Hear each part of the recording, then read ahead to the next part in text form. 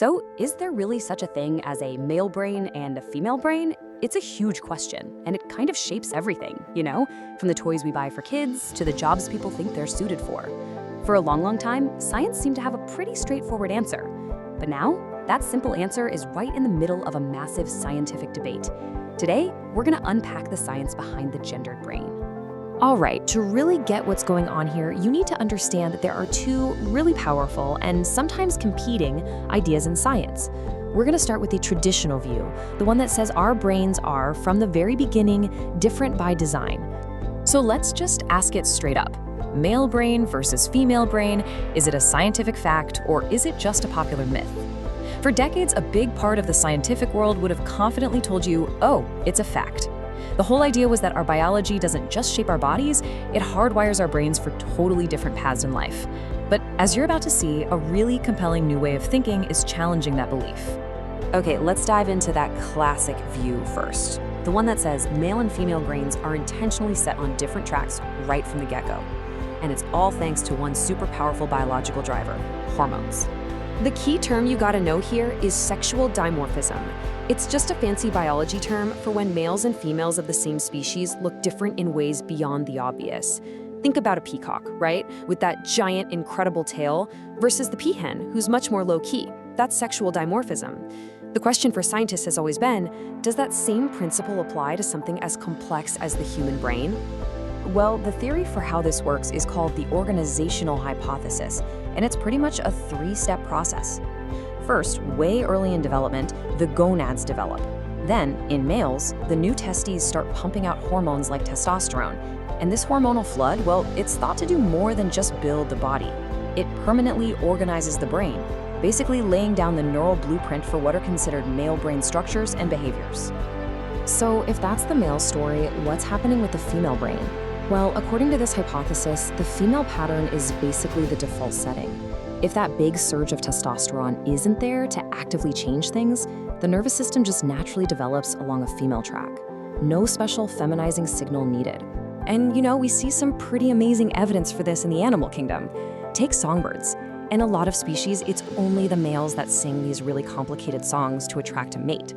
And when you look inside their brains, the parts that control the singing are a staggering 5 to 6 times bigger than in the females.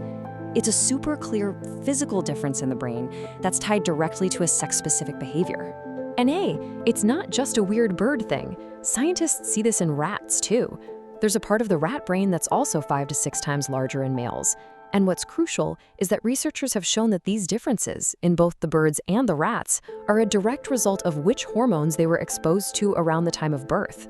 So in animal studies, the evidence for this model is really, really strong. But, and this is a huge but, that's the animal story.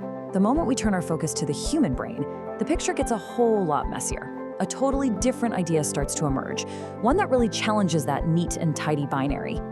And right at the forefront of this challenge is a neuroscientist named Daphna Joel. Her work basically squares up against this old idea of two distinct brain types. After looking at tons of human brain scans, she came to a pretty shocking conclusion. Is there a male brain and a female brain? Her answer is a clear no. So if we don't have two different blueprints, what do we have? Joel calls it the Mosaic brain theory. The idea is that every single one of our brains is a unique patchwork, like a mosaic tile artwork. Some of the tiles or features might be more common in males and some might be more common in females, but pretty much every single person has their own one-of-a-kind combination. What does that actually look like?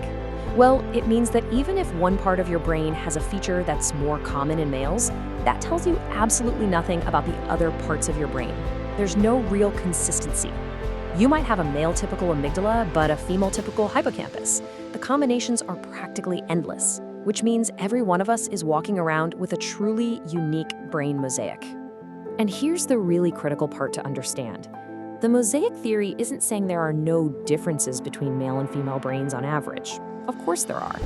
But it argues that looking at those group averages tells you almost nothing about any single individual. In reality, very, very few people, if any at all, have a brain that is 100% male or 100% female. For us humans, it turns out that variability is the rule, not the exception. So this brings up a whole new level to the conversation, right? If our brains are all so different and variable, where do our really strong ideas about male and female traits even come from? Well, a growing number of researchers say that to find the answer, we need to look outside the skull and into the world all around us. Researchers like Gina Ribbon actually coined a term for this: neurosexism.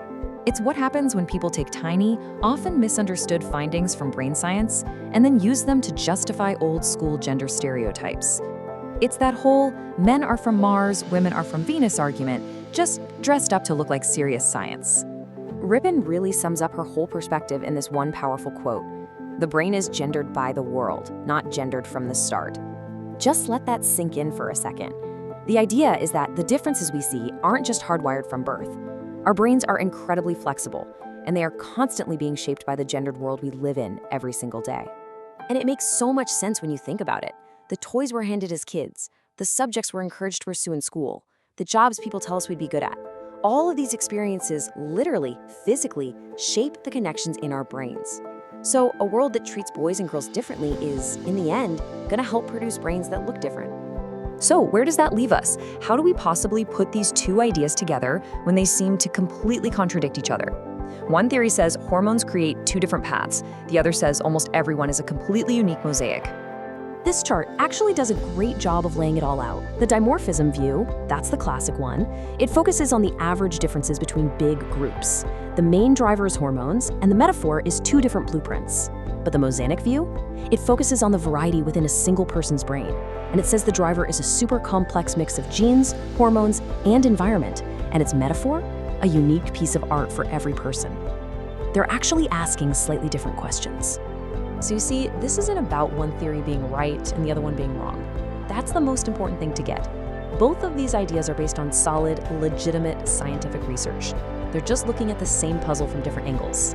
One is zoomed way out, looking at the crowd, and the other is zoomed way in, looking at the individual. So what's the big takeaway from all this? Well, the most complete understanding we have right now seems to be this. Yes, if you compare 1,000 male brains to 1,000 female brains, you will find consistent, measurable differences on average. That is a scientific fact.